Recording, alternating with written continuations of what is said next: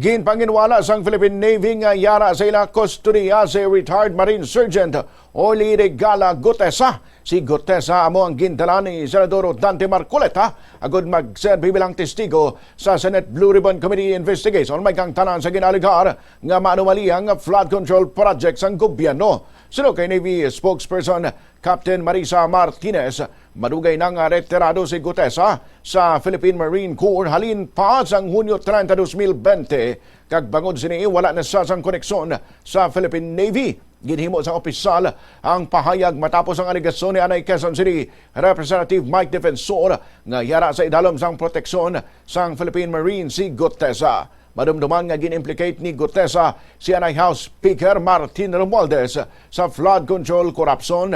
Gintanyagan pa sa Senado sang proteksyon apang nagpanindugan ini nga masarangan niya protektahan ang iya kaugalingon.